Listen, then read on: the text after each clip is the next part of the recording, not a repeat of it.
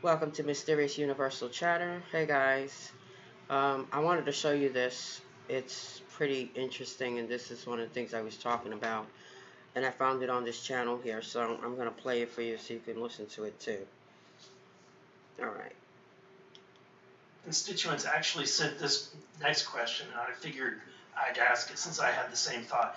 You've said that the U.S. has intact spacecraft.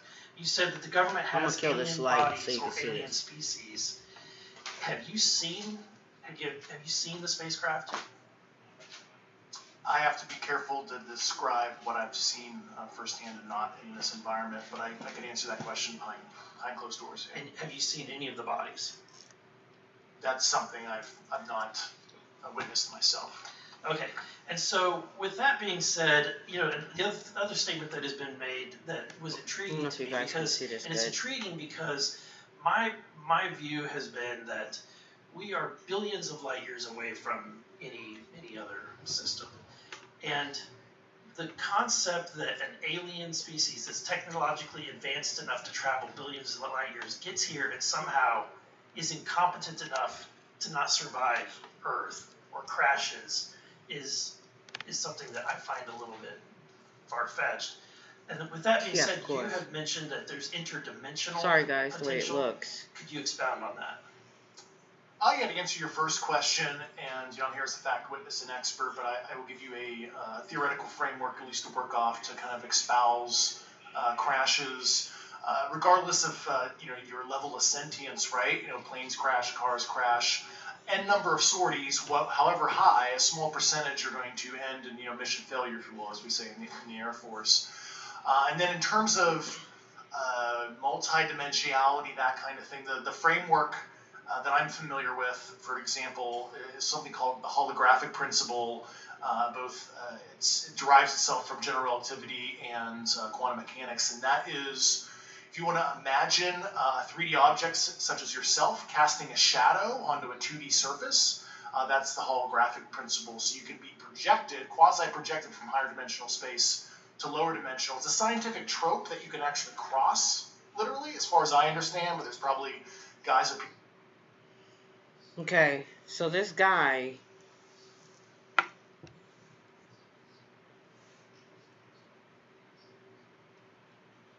is saying that they found that they already knew that there was aliens here, and I guess they kept it under wraps. This is the hearing that they had. I'm gonna let it keep going. PhDs, that we could probably argue about that. But you have not seen any documentation that that's what's occurring. Only a theoretical framework discussion. Yes. Okay. Okay. Occam's razor. That guy talking right now, his name is Mr. Burlinson. Mr. Burlinson. These aircraft. It's the House hearing on unidentified anomalous. Military phenomenon. Contractors. Is there any evidence that that's what's being recovered? Not to my knowledge. Plus, the recoveries predate a lot of our advanced programs that I previously am waiting of. So, would it be safe to say that there could be a scenario today where you have an aircraft that crashes, and because it's been involved in one program from one federal agency, and but the agency that retrieves it is not aware of that program, and to them it appears alien in origin? I mean, that's a hypothetical situation. I'm not aware of any historical situation that would match that you described. This guy's seriously has not happened that you're aware of. That I'm aware of. Thank you, Mr. Chairman. I yield back. I think that man is dumbfounded. Like, he can't believe this guy's saying this. Several months ago, my office received a protected disclosure from Eglin Air Force Base indicating that there was a UAP incident that required my attention. I sought a briefing regarding that episode and brought with me Congressman Burchett and Congresswoman Luna. We asked to see any of the evidence that had been taken by flight crew in this endeavor and to observe any radar signature as well as to meet with the flight crew. We were not afforded access to all of the flight crew. And initially, we were not afforded access to images and to radar. Thereafter, we had a bit of a discussion about how authorities flow in the United States of America, and we did see the image. And we did meet with one member of the flight crew who took the image. The image was of something that I am not able to attach to any human capability, either from the United States or from any of our adversaries. And I'm somewhat informed on the matter, having served on the Armed Services Committee for 7 years, having served on the committee that oversees DARPA and advanced technologies for several years. When we spoke with the flight crew, and when he showed us the photo that he'd taken, I asked why the video wasn't engaged, why we didn't have a FLIR system that worked. Here's what he said. They were out on a test mission that day over the Gulf of Mexico. And when you're on a test mission, you're supposed to have clear airspace. Not supposed to be anything that shows up. And they saw a sequence of 4 craft in a clear diamond formation for which there is a radar sequence that I alone have observed in the United States Congress. One of the pilots goes to check out that diamond formation and sees a large floating, what I can only describe as an orb. Again, like I said, not of any human capability that I'm aware of. And when he approached, he said that his radar went down. He said that his FLIR system malfunctioned, and that he had to manually take this image from one of the lenses, and it was not automated in collection as you would typically see in a test mission. So I guess I'll start with Commander Fravor. How should we think about the fact that this craft that was approached by our pilot had the capability of disarming a number of the sensor and collection systems on that craft? Well, I think this goes to that national security side. You can go back to the history of things showing up in certain areas and disabling our capabilities, which is disheartening. And for us, I mean, like I said, it completely disabled the radar in the aircraft when it tried to do it. And the only way we could see it is passively, which is how we got that image. So I think that's a concern on what are these doing, not only how they operate, but their capabilities inside to do things like this. And how should we think about 4 craft moving in a very clear formation, equidistant from one another? That's Mr. Gatz. In a diamond. In all of the phenomenon, perhaps asking the questions, that's Mr. Gatz. Just letting you guys know. It's hard to see the names with that strip going across. They got I had one particular case, and that was during the gimbal incident. The recording on the AT FLIR system shows a single object that rotates. You hear the pilots refer to a fleet of objects that is not visible on the FLIR system, and that was something that I witnessed during the debrief as part of the radar data on the situation. Not one, a fleet. I would like to add, however, Congressman, there's a small bit of anger, I would say. I would feel that those pilots are still facing that difficulty in reporting this topic, and they don't have the tools to be able to mitigate this issue. There it goes. It just goes to show how serious this is and why this is such an important issue for our pilots and for our nation. Like the pilots can't even come forward without consequences. That if you have a so I don't know how they're supposed to report things. things. For your career is forget it and not tell anyone. There it because any type of reporting, either above the surface or below the surface, does have a perceived consequence to these people, and that is a culture we must change. That's if right. we want to get to the truth. Absolutely. Mr. Chairman, I would observe that perhaps as we move forward from this hearing, there are some obvious next steps. Every person watching this knows that we need to meet with Mr. Grush in a secure, compartmentalized facility so that we can get fulsome answers that do not put him in jeopardy and that give us the information we need. He's already in jeopardy. They're going to come after him. That the radar images from that were collected of this formation of craft out of Eglin Air Force Base, and specifically the actual image taken by the actual flight crew that we can actually validate, be provided to the committee, subpoenaed if necessary, so that we're able to track how to get this type of reporting and analysis done in a more fulsome way. That would be my recommendation, humbly as a guest here of the Fine Oversight Committee. I yield back. Ms. Mace. Thank you, Mr. Chairman, and good morning to our witnesses who are testifying today. I want to thank each of you for being here to discuss a topic of grave importance to our national security. Earlier this year, a Chinese spy balloon was shot down off the coast of my home state of South Carolina.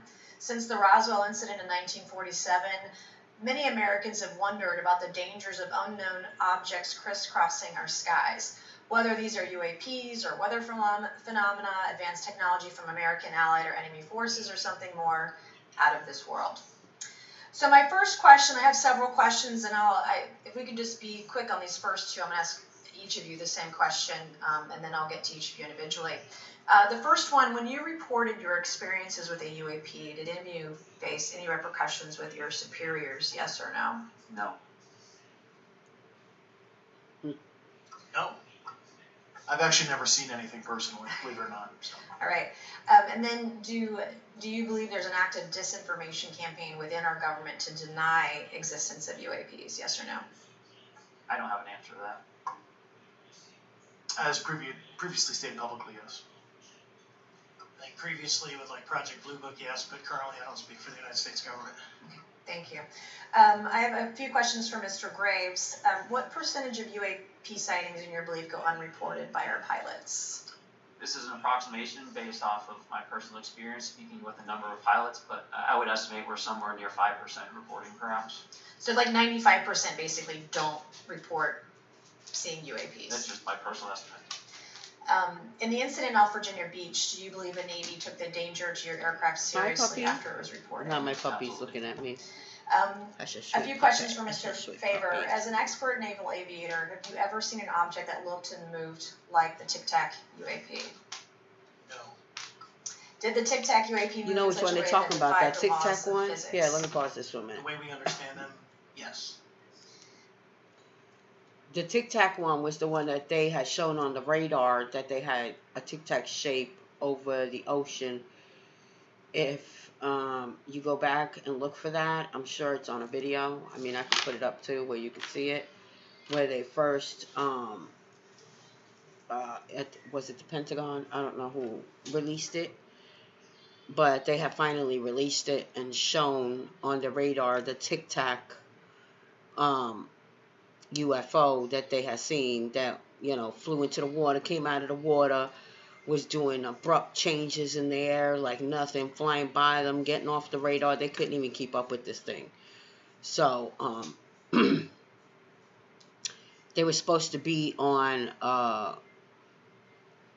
you know, a routine just, where they go out training, you know, like training. And, then it became real, you know, when they seen these objects. So, that's just something that I wanted to tell you that is out there, and that's the one that they came out with. The Pentagon, I think, released the radar information and that on it. All right. Many dismiss UAP reports as classified weapons testing by our own government, but in your experience as a pilot, does our government typically test advanced weapon systems right next to multi-million-dollar jets without informing our pilots? No, we have test ranges for that.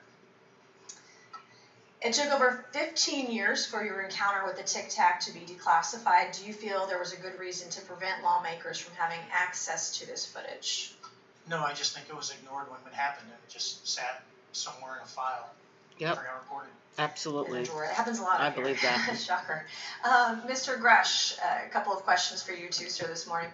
What percentage of UAPs do you feel are adequately investigated by the U.S. government, of the 5% that are reported? Let me just let you guys know that these guys are probably going to get ripped apart. And what I mean by that is they're probably going to find something on them, or, you know, make them seem like, you know how that goes. They're gonna rip apart their reputations, their character, everything. They're gonna find shit on them, anything they can to get them locked up or put away or whatever. I mean, if they really want to, because they're talking about stuff that, you know, is probably not supposed to be out there. So I can only speak I'm sure for, they're going to face my repercussions. personal leadership over at NGA. I tried to look at every report that came Maybe not through right away, that but they will. So. Do you believe that officials at the highest levels of our national security apparatus have unlawfully withheld information from Congress and subverted our oversight authority? There are certain elected leaders that had more information that I'm not sure what they've shared with certain Gang of Eight members or etc. But certainly, I would not be surprised. Okay. You've stated that the government is in possession of potentially non-human spacecraft. Based on your experience and extensive conversations with experts, do you believe our government has made contact with intelligent extraterrestrials? Something I can't discuss in public setting. Okay, I can't ask when you think this occurred. If you believe we have crashed craft, stated earlier, do we have the bodies of the pilots who piloted this craft? Just in case you didn't hear As that I've part. stated publicly already in my News Nation interview, Biologics came with some of these recoveries. Yeah. This is the full thing. I want you to be able to see it because I let you hear it, but I didn't let you see it. Non-human, and that was the assessment of people with direct knowledge on the program. You heard that right? Non-human. That are currently still in the program. And was this? So, I wanted you to see where I got that from. At the UFO hearing live. Former USA officials claim government hold out, like they're not giving all the information out. So we all know that to be true anyway. So I mean, it's about time it gets exposed, like, because we all know it's true. I mean, people don't want to believe it because they're just scared to believe it. But I mean, like I said before, we're not the only things out there. That's impossible. There's no way. There's too many exoplanets and different universes and binary systems, and for us to be thinking that we're the only thing out here. So, alright guys, I want you to like, subscribe, thumbs up, leave a comment please. I'd like to talk to somebody, and let's get this ball rolling, because I really like to know that there's other people out there that listen to this and is following this just like me, okay? Alright guys, have a good night. I'm glad I got to share this video with you.